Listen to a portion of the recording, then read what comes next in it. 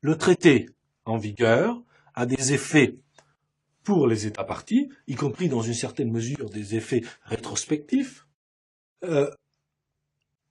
Il a des effets pour les tiers, dans les conditions que nous avons vues, mais le traité n'est pas un instrument immuable, c'est un instrument qui est appelé à être modifié dans le temps, où les dispositions du traité a évolué.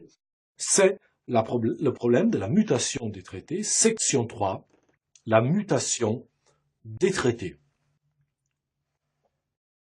La question de la mutation des traités se pose de façon différente, suivant que il s'agit de mutations décidées ou déclenchées unilatéralement, plutôt que de mutations qui ont été acceptées par les parties et qui résultent donc en définitive d'un nouvel accord postérieur. Paragraphe premier, les mutations unilatérales. Le principe relatif aux mutations unilatérales, c'est-à-dire à la possibilité pour un État de se soustraire unilatéralement pour l'avenir à l'application d'un traité, le principe est un principe négatif, donc une réponse négative, une impossibilité, qui a été posée notamment dans une affaire historique qui était l'affaire de la dénonciation par la Russie de l'accord de 1856 sur le statut de la mer Noire, conclu dans le contexte de la fin de la guerre de Crimée. Et face à la volonté de la Russie de se délier de cet accord unilatéralement, les autres puissances avaient réagi par une déclaration unilatérale mais collective des différents États concernés agissant ensemble, qu'on appelle le protocole, cette réaction collective, on appelle le protocole de Londres de 1871, qui rappelle qu'en principe, un traité ne peut être modifié ou abrogé que à la suite de l'accord de toutes les parties au traité. Il faut donc rechercher, disaient les États à cette époque-là, une entente amiable, un accord pour modifier le régime conventionnel. On ne peut pas le répudier unilatéralement. Le résultat de ce principe, qui peut être perçu comme un principe rigoureux, mais qui assure un peu la stabilité des relations juridiques internationales, le résultat est que, dans la pratique, les clauses finales des traités, les clauses formelles, organisent elles-mêmes la possibilité de dénoncer le traité, la possibilité de mettre un terme à l'engagement conventionnel, et ce sont donc ces dispositions particulières qui vont régir et permettre la sortie unilatérale du traité. Il reste que, souvent, pour des raisons qui peuvent être d'ailleurs des raisons divergentes, des raisons diplomatiques très différentes les unes des autres, il peut arriver que les États restent silencieux sur la fin du traité qu'ils concluent. Ils ne précisent pas les conditions de la modification du traité, ou de la fin du traité. Alors, dans cette hypothèse, il faut se poser trois questions. D'abord, est-ce qu'on peut dénoncer discrétionnairement le traité, son motif? Est-ce qu'on peut invoquer certains motifs? Et enfin, des circonstances nouvelles, ça. Et enfin, de quelle façon est-ce qu'on doit mettre fin au traité? Par quelle procédure? Alors d'abord, un mot au grand A sur la dénonciation discrétionnaire. Est-ce qu'on peut dénoncer par sa seule volonté son motif particulier un traité qui est en vigueur à son égard? La réponse est dans le protocole de Londres de 1871. La réponse est non.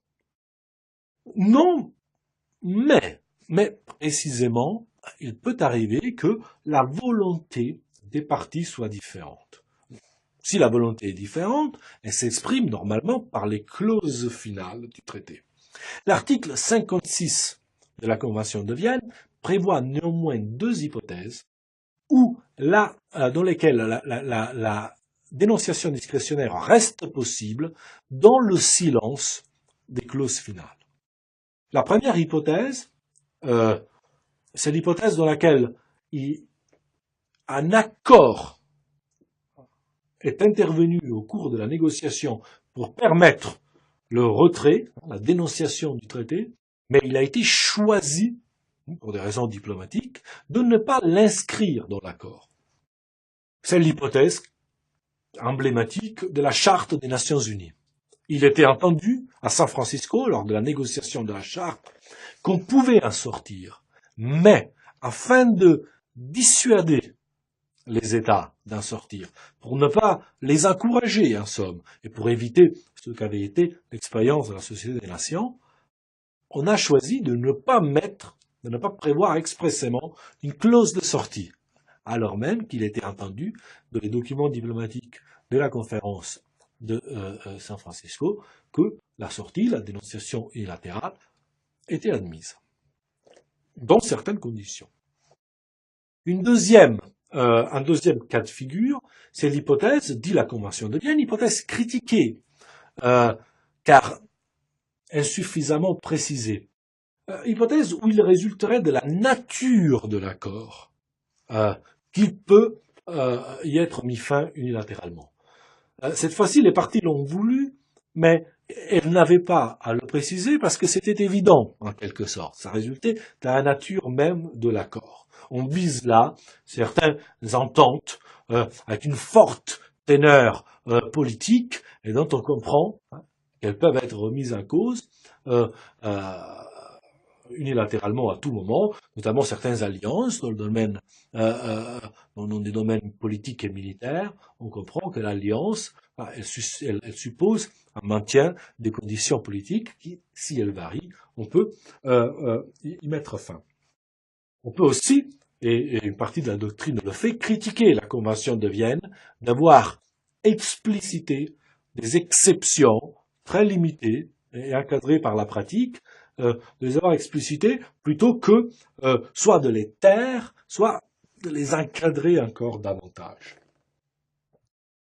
En réalité, donc, à part ces hypothèses très marginales en pratique, la situation normale est que pour se délier d'un traité, il faut pouvoir invoquer l'apparition de circonstances nouvelles.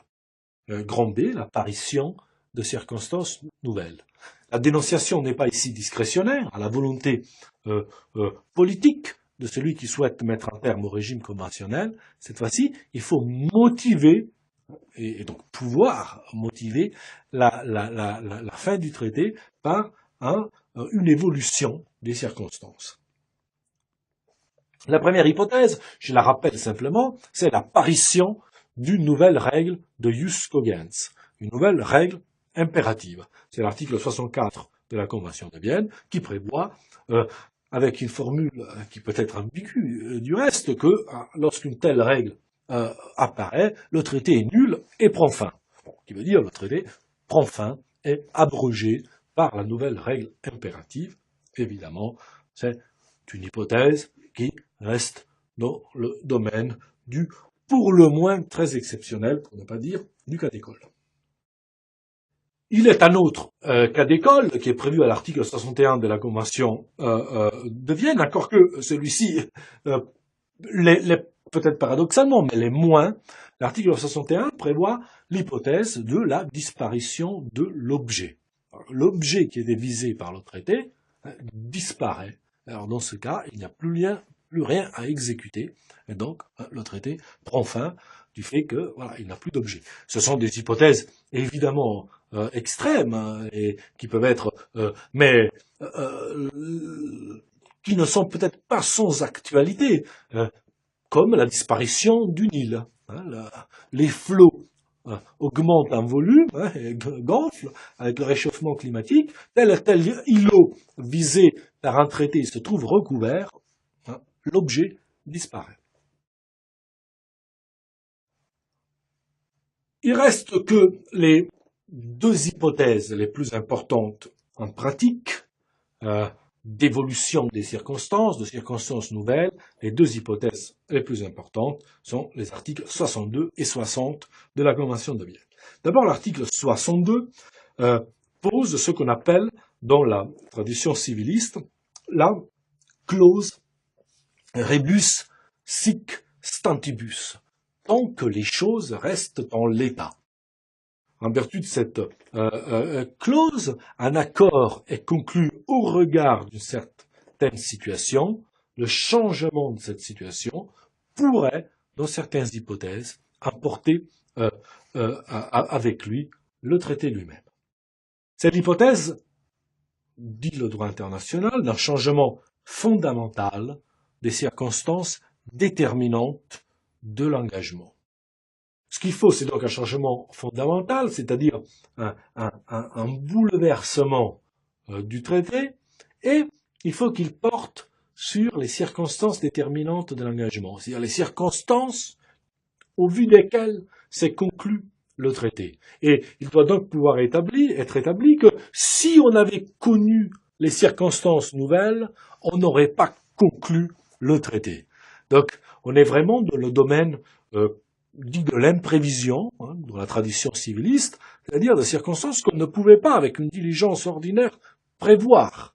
Donc, on n'a pas pu les considérer, et ce qu'il apparaît, on est très proche de l'erreur en réalité, ce qu'il apparaît est que si on les avait considérés, si on avait pu les considérer, on n'aurait pas conclu l'accord. C'est donc pas un simple changement politique, pas un aléa des volontés, il faut vraiment un changement fondamental, ce qui est dit les circonstances déterminantes de l'engagement. L'article 60 de la Convention de Vienne, quant à lui, pose l'exception d'inexécution qu'on appelle, dans la tradition civiliste, l'exception non ad impleti contractus, qui est l'hypothèse où une partie n'exécute pas le traité et qui, de ce fait, ne peut pas exiger des autres parties une exécution à laquelle elle-même vient se soustraire. En droit international, l'exception d'inexécution peut être invoquée par l'État qui subit une violation substantielle du traité. D'abord, il faut une violation substantielle du traité. On ne doit pas être dans le prétexte, dans le jeu, dans lequel une méconnaissance minime serait utilisée comme prétexte pour se débarrasser de la parole donnée. Donc il faut un changement substantiel, c'est-à-dire soit un rejet du traité dans son ensemble, soit d'une disposition qui se révélerait essentielle pour la réalisation de l'objet ou du but du traité. Donc soit le traité dans l'ensemble, soit une disposition essentielle. Donc voilà la violation substantielle, violation caractérisée d'un élément important du traité. Et alors, face à cette violation, l'exception d'inexécution peut être invoquée par celui qui l'a subie. Alors, qui subit la violation? Dans les obligations ordinaires, dans les obligations réciproques, il y a une victime parmi les parties contractantes qui est individualisée par le comportement. Dans un régime relatif à la protection des étrangers, si on ne respecte pas les engagements pris à l'égard des nationaux français, la France est la victime, la France peut réagir. C'est l'hypothèse la plus simple, celle des régimes réciproques traditionnels. Mais il y a deux hypothèses où les choses sont plus complexes. La première hypothèse est celle qu'on a appelée en doctrine, notamment à la suite de Gérald Fitzmaurice, les obligations interdépendantes. C'est des obligations qui sont telles que la violation par une partie modifie radicalement la situation de toutes les autres parties. C'est l'hypothèse, par exemple, d'un traité relatif au désarmement. 5 États, 10 États, 200 États font un traité pour interdire la fabrication de telle ou telle autre arme. Un d'entre eux, clandestinement, produit cette arme. Qui est la victime juridique? Qui est lésé par ce comportement? Du point de vue du droit international, tous sont lésés dans ce type d'hypothèse, et tous peuvent donc réagir et invoquer l'exception d'inexécution pour se protéger. À l'opposé, il y a des régimes conventionnels, comme les régimes relatifs aux droits de l'homme ou aux droits humanitaires, à la protection de la personne humaine, dans lesquels on comprend que ce n'est pas parce qu'un État procède, par exemple, à la torture, que les autres États peuvent en tirer prétexte pour faire de même. Donc on peut comprendre que dans ce type de traité, le bénéficiaire ultime étant un tiers, c'est-à-dire la personne humaine, les États parties ne puissent pas, aucune d'entre elles, bénéficier de l'exception d'une exécution. C'est ce qu'on appelle en doctrine les obligations intégrales ou les régimes objectifs, on dit parfois aussi, et donc les obligations relatives aux droits de l'homme et aux droits humanitaires qui, visant à protéger un tiers à la relation contractuelle, c'est-à-dire la personne humaine, il ne peut pas leur méconnaissance ne peut pas être utilisée pour justifier l'exception d'une exécution. Il existe une dernière hypothèse, plus complexe, élaborée par la jurisprudence, c'est l'hypothèse dite des régimes autosuffisants. Par exemple, le régime relatif aux obligations consulaires, aux droits consulaires, les relations consulaires et diplomatiques entre les États. Le droit européen, la Convention européenne des droits de l'homme, on les appelle autosuffisants parce qu'ils prévoient eux-mêmes les conséquences de leur violation. Donc si, par exemple, un diplomate se livre à l'espionnage, la conséquence est prévue dans le traité. On le déclare persona non grata, et on l'éloigne. Donc il y a des sanctions spéciales. Et la doctrine et la jurisprudence disent, face à ces sanctions spéciales, les sanctions générales, l'exception d'une exécution notamment, ou le changement de circonstances, ne peuvent pas être invoquées. On le comprend, il y a un fondement jurisprudentiel pour cette analyse, mais il faut la comprendre telle qu'elle est.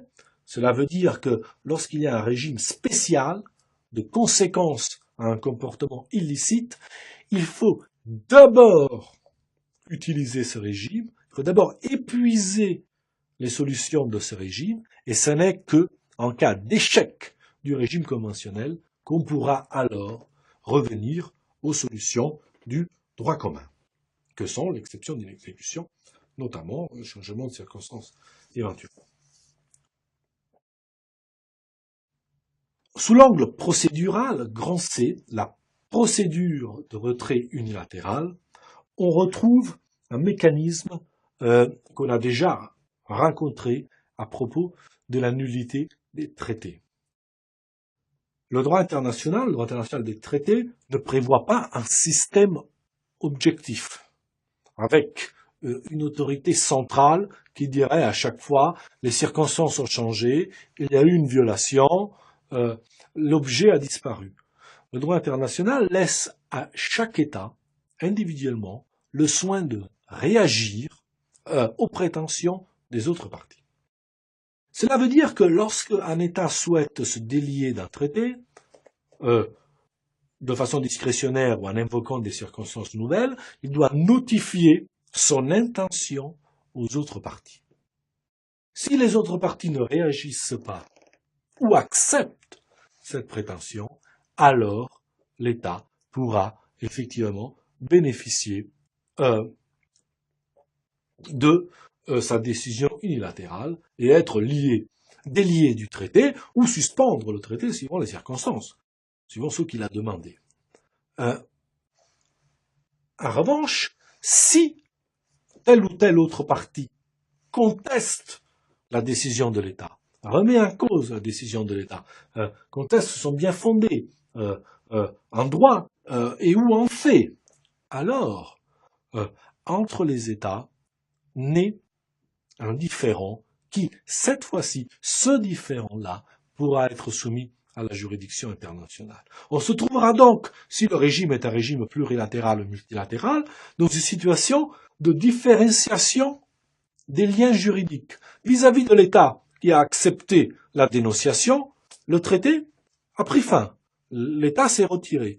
Vis-à-vis de celui qui objecte, qui conteste la décision de se retirer du traité, il y aura un litige, et donc il sera possible, dans cette hypothèse, qu'un tiers, juridictionnel ou non juridictionnel, vienne apprécier les circonstances et se substituer son jugement à celui des deux États en présence. Donc, dans cette hypothèse, celui qui a voulu se délier du traité pourra éventuellement, s'expose au risque, pourra éventuellement voir sa volonté contrariée par une appréciation contraire d'un tiers.